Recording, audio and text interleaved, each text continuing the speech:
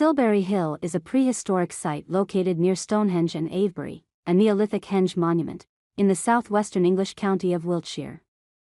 Silbury Hill has been measured to be 30 meters, 98.4252 feet, tall and 160 meters, 524.93 feet, in width, thus making it the largest artificial earth mound from Europe's prehistoric period.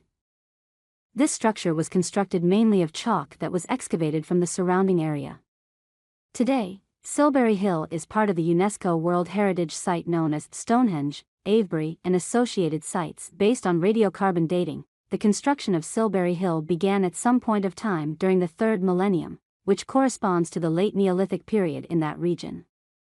The work on Silbury Hill likely began during the last 100 years of the 25th century BC, and involved 3 phases. According to one interpretation, each of the phases was followed quickly by the next, and that the whole structure could have been completed in a century, perhaps towards the end of the 25th century BC, or around the middle of the 24th century BC.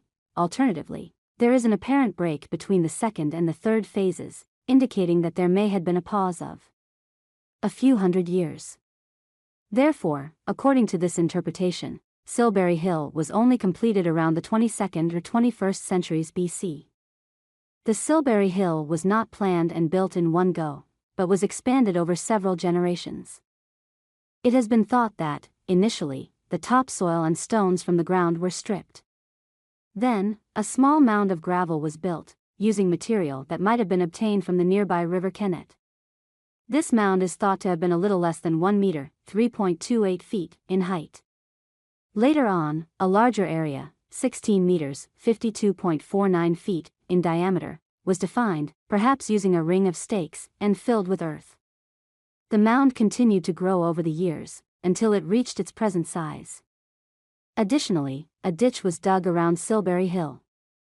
The function of Silbury Hill has always been a mystery, and still is even today.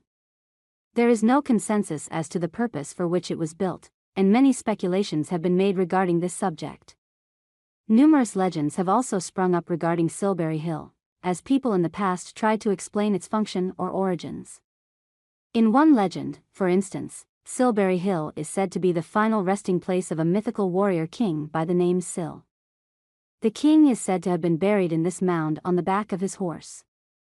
A later, modified version of the story has the king and his horse transformed into life-size figures of solid gold. In another story which involves gold, the devil, for some unknown reason, was traveling to the town of Devizes, and decided to hide a gold statue in Silbury Hill. In yet another story with the evil being, the devil is said to have been carrying an apron of soil, with the intention of dropping it on the people of Marlborough. He was prevented from doing so, however, by priests at Avebury, and dropped it in Silbury instead, thus forming the earthen mound.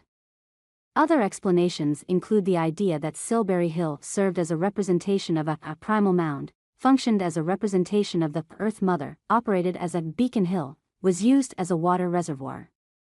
Excavations have also been carried out in the past in the hope of revealing the secrets of Silbury Hill. At least 3 separate tunnels have been dug into the center of the mound over the last 3.5 centuries. The first 2 tunnels, the first vertical, whilst the second horizontal, were dug in 1776 and 1849 respectively, and the excavators hoped that they would find a burial chamber somewhere in the middle of the mound. Nothing was found. During the 20th century, another horizontal tunnel was dug, which revealed the 3 building phases. Unfortunately, none of these tunnels were fully backfilled, resulting in the weakening of the mound's internal structure. In May 2000, a 14 meters (45.93 feet) deep crater opened on the hill's summit, and the tunnels inside were also found to be collapsing. This incident made archaeologists aware that other techniques, such as non-invasive survey, limited excavation and seismic survey were required if they intended to keep the monument standing whilst trying to learn more about it. Feel free to leave a comment below. Thank you for following. Don't forget to subscribe to the channel to stay updated with hot news every day.